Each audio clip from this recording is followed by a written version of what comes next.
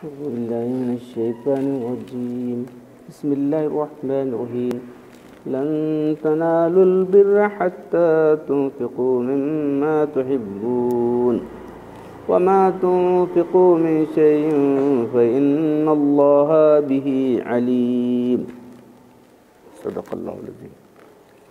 تم نیکی ہرگز حاصل نہیں کر سکو گے یہاں تک کہ اپنی پیاری چیز اللہ کی راہ میں نہ دو۔ جو چیز بھی تم خرچ کرو گے تو اللہ تعالیٰ اس کو خوب جاننے والے۔ تو یہ آیت اور پہلی آیت کل جو بات آئی تھی کہ اگر یہ لوگ جو انکار کرنے والے مرتد ہو گئے ہیں، اگر زمین بھر کا سونا بھی اللہ کی راہ میں دیں گے تو کل وہاں کی جانب کھل کے جائے گا۔ اس سے پہلی آیت کے کفار و منکرین کے صدقات و خیرات کا اللہ کے نزدیک غیر مقبول نہ بیان کیا گیا تھا۔ اس آیت میں ایمان والوں کو صدقہ قبول ہونے کے آداب بتائے گئے۔ اس آیت کے الفاظ میں سب سے پہلے بر ہے، لن تنالوا البر، تم نیکی کو حاصل نہیں کر سکتے۔ تو سورہ بقرہ میں کہا تھا کہ لیس البر، نیکی یہ نہیں ہے تو اپنا چہرہ مشرق میں پھر لو، بلکہ نیکی یہ ہے۔ تو نیکی کا جو کانسیپٹ ہے، کیا چیز ایک کام کرا تو نیک سمجھ، وہاں جو نیکی کانسیپٹ ہے پہلے عقائد ہیں، اس کے بعد اعمال ہیں، اس پر اخلاق۔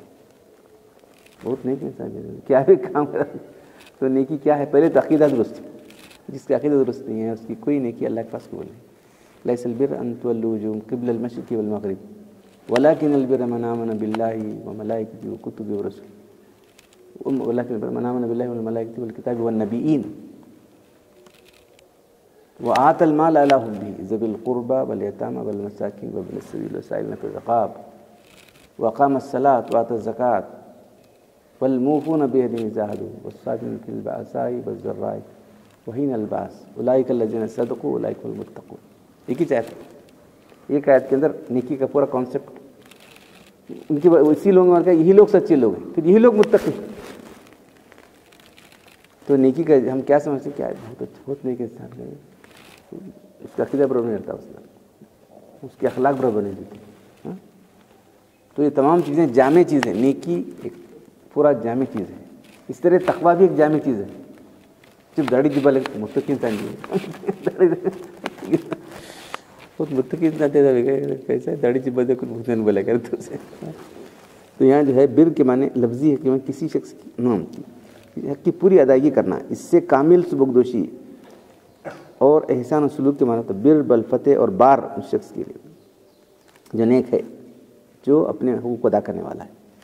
تو اس لیے برم بوالدیہ، اپنے والدین کے لیے بر اچھا نیک تھا۔ اس طرح لفظ بر بالفتح جمع ابرار، ان الابرار یشربون من کاس، تو ایسے نیک لوگ جو ہے کل ایسے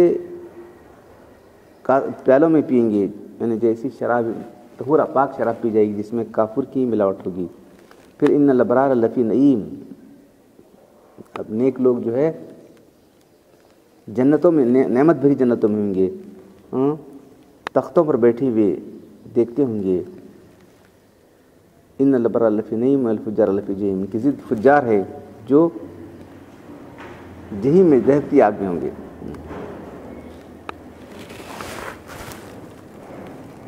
امام بخاری کے نے حدیث میں، تو امام بخاری کے امام ابن ماجہ مسلم صدیق سے اللہ نے سچ بولنے کو لازم پکڑو، علیکم بالصدق فإن الصدق یہدی للبر، سچائی نیکی کو لے جانے والی اور نیکی جنت میں لے جائے گی۔ صدق اور بر کا ساتھی ہے اور دونوں جنت میں جانے والے۔ جھوٹ سے بچو، جھوٹ وَإِيَّاكُمْ بِالْكَذْبِ، جھوٹ سے بچو، فإنه یہدی إلی الفجور، جھوٹ جو ہے گناہ کی طرف لے جانے والا۔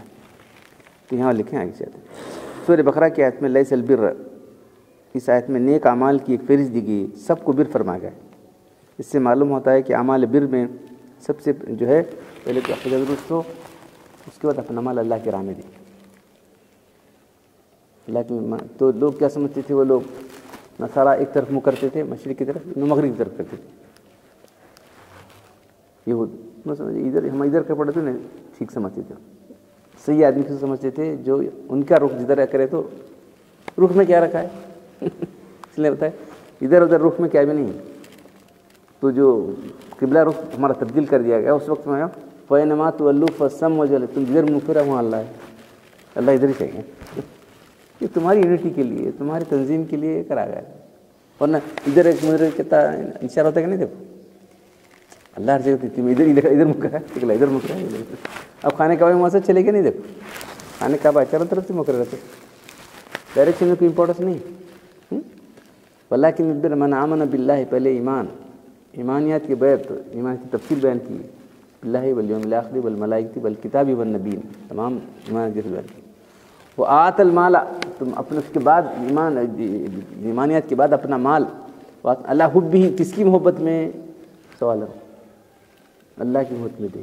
مال کی محبت بھی ہے لیکن دے رہا ہے، مال کی محبت بھی کسی مال کی پرورش دینا آسان ہوتا ہے نہیں، مال چاہتا ہے، محبت ہے، اس کے بعد بھی دے رہا ہے، تو یہ کمال کی بات نہیں. مال کی پھر وہ پیارا مال دے، جو بیکار چیز وہ دینا وہ غلط بات ہوگی. گری چڑی کیا بھی نہیں دے، دیتا ہے. مال کی محبت رکھنے کے باوجود بھی مال اللہ کی راہ میں دے رہا ہے اور دے کر خوش ہے، تو مال اللہ کی راہ میں دے کر تو اسپیشلی کن کو دینا ہے؟ اللہ بذوی القربى والیتامى والمساکین وابن السبیل والسائلین وفی الرقاب، یہ مال خرچ کرنا ہے. اس کے بعد وقام الصلاۃ، نماز اور زکوٰۃ بعد میں آ رہی.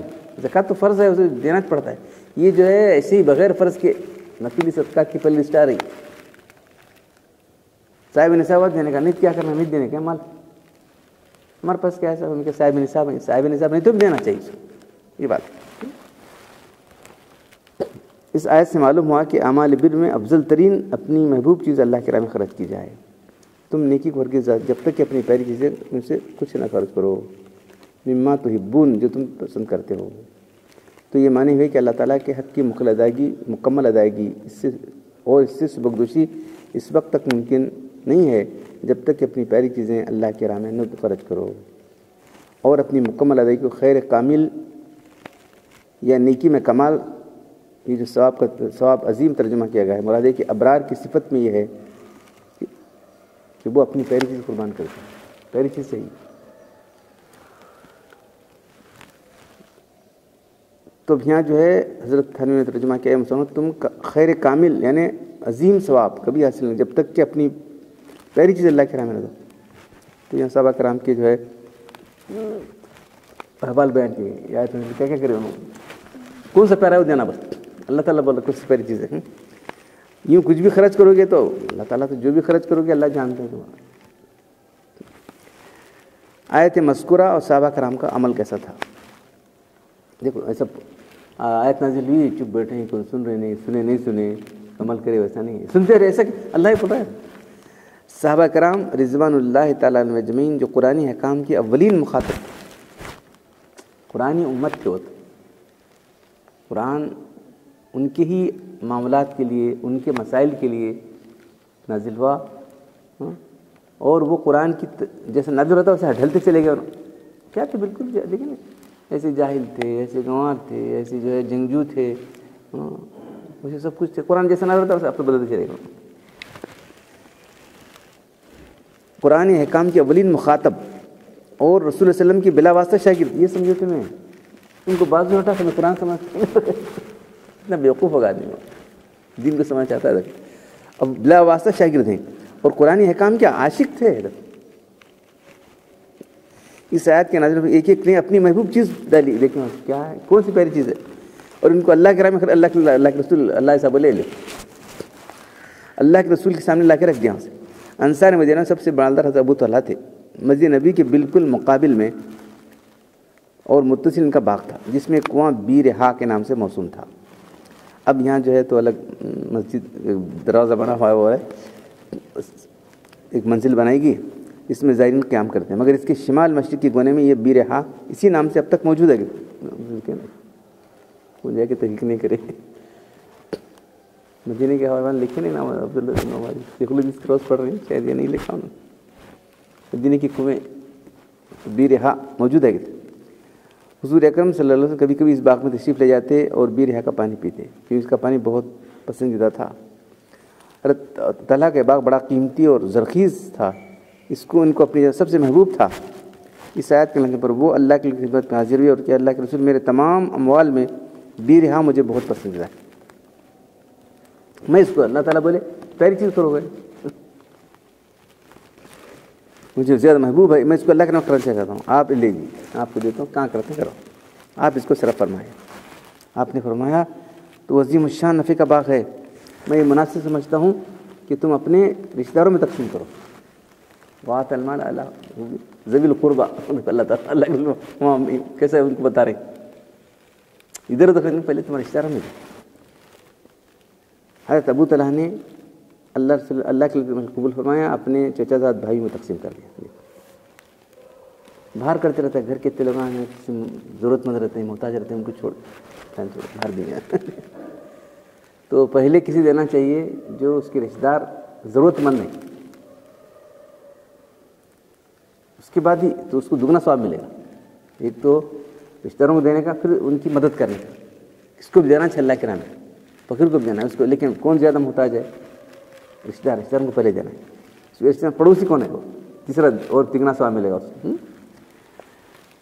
یہ حدیث بخاری میں, اس حدیث سے معلوم ہے کہ خیرات صرف وہ نہیں جو فقراء اور مساکین میں دی جائے, پہلے اپنے اہل ویال عزیز رشتہ داروں کو دینا بھی بڑی خیرات اور موجب ثواب ہے.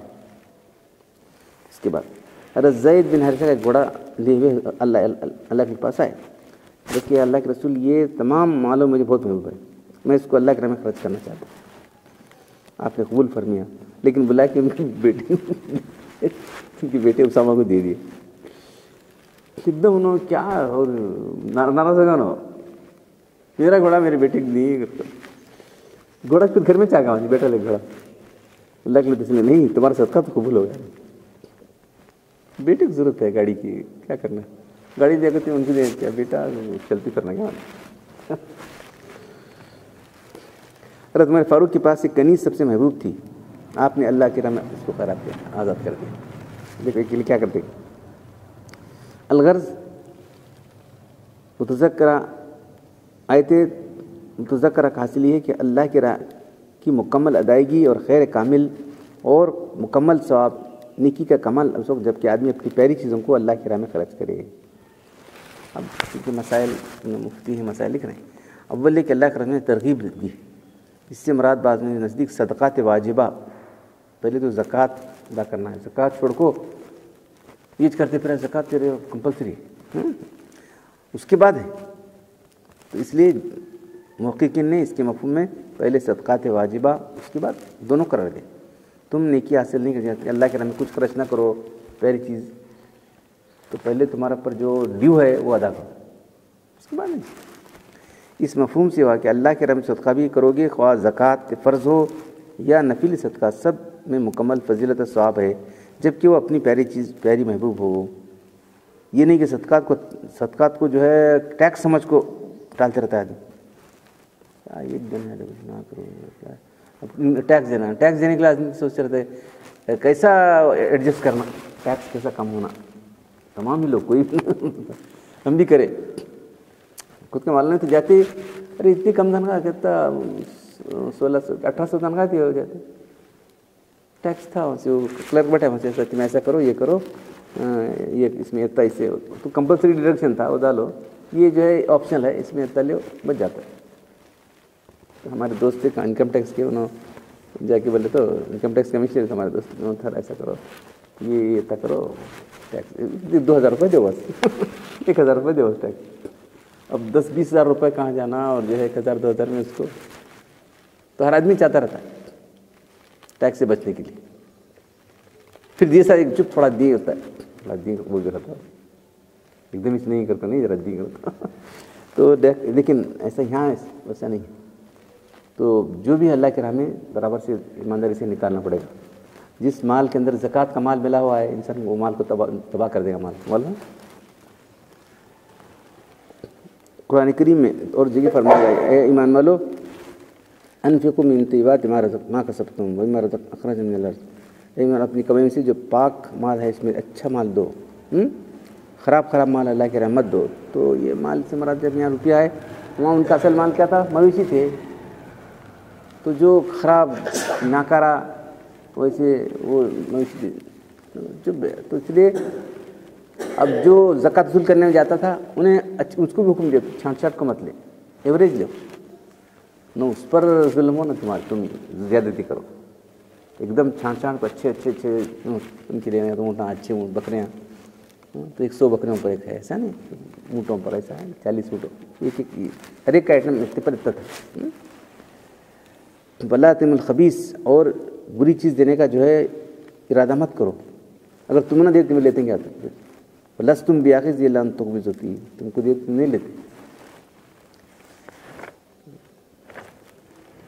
اس کا اثر خراب ہے، بیکار چیزوں کا انتخاب کر صدقہ کرنا قبول نہیں ہے، بلکہ صدقہ مقبولہ جس پر ثواب ملتا ہے جو پہلی چیز اچھی چیز ہو جائے۔ دوسرا مسئلہ مما سے اشارہ کر دیا کہ یہ مقصود نہیں کہ سب جتتا ہے پورا دے کر کہاں، مقصود یہ نہیں کہ جتنی چیزیں سب پوری دے دو، سبھی کو اللہ کے راہ میں دے دیا جائے، ایسا نہیں، جتنا بھی خرچ کرے اچھی دیکھ کر دو۔ تیسرا مسئلہ چیز خرچ کرنا صرف نہیں کہ کوئی بڑی قیمتی کو بھی نہیں ہے، جو تمنا پیاری ہو وہ کتنی قلیل ہو، اسی خرچ کرنے میں بر کا آدمی مستحق ہو جائے گا۔ حسن بصری رحمۃ اللہ علیہ پر جو چیز آدمی اخلاص اللہ کے راہ میں دے گا، اگرچہ کھجور کا ایک ٹکڑا بھی ہے اللہ کے پاس قبول ہو جائے گا۔ حضرت عائشہ ایک مرتبہ ایک انگور کا دانہ دے دیا اس کیا کرتے ہیں۔ چوتھا مسئلہ اس مالا کہ اس میں خیر عظیم اور بر کا ذکر ہے۔ اب غریب لوگ کیا کرنا ہے جن کے پاس خرچ کرنے کے لیے نہیں ہے، فقراء اور مساکین کے پاس تو مال ہی نہیں ہے تو کیا کرنا چاہیے، لیکن غور کیا تو معلوم نہیں کہ خیر عظیم ثواب عظیم کرنا چاہے تو بجز مال کے یہ پورا نہیں ہو سکتا، بلکہ بات ہے کہ خیر عظیم کسی دوسرے ذریعے سے بھی ہو سکتا ہے، عبادت سے، ذکر سے، تلاوت سے۔ اس لیے فقراء اور کوئی خیر عظیم سے جیسے کہ بعض روایت میں آیا ہے کہ اللہ کے رسول جو ہے بولے کہ جو ہے انہوں تو سب چوکرا انہوں کی ہمیں کیا کرنا ہے، تم طرف بولتے ہیں سبحان اللہ علیہ پڑھو تم، وہاں سے انہوں پڑھتے انہوں کیا پڑھ رہے ہیں پوچھو یہ پڑھ انہوں پڑھنے دیں، لیکن جو ہمارے سوکر بھائی کو معلوم ہوگا انہوں پڑھ رہے ہیں، ارے تیز پڑھنے دے اللہ ان کو ثواب دے کی کر رہے ہیں تمہارا ثواب ملا بس۔ تو جو ہے ثواب جو ہے اللہ تعالیٰ سے مال ہی پر نہیں، کوئی آدمی اپنا وقت لگا رہا ہے اپنی صلاحیت میں لگا رہا ہے وہ بھی اس کے علاوہ انشاءاللہ کل پڑے گا۔ اللہ تعالیٰ قرآن پڑھنے اور عمل کرنے کی توفیق عطا فرمائے۔ الحمدللہ رب العالمین والصلاۃ والسلام علی رسول الکریم۔ ربنا آتنا فی الدنیا حسنۃ وفی الآخرۃ حسنۃ وقنا عذاب النار۔ ربنا ظلمنا انفسنا وإن لم تغفر لنا وترحمنا لنكونن من الخاسرین۔ ان اللہ وملائکتہ یصلون علی النبی یا ایھا الذین آمنوا صلوا علیہ وسلموا تسلیما۔ سبحان ربک رب العزة عما یصفون، سلام علی المرسلین والحمد للہ۔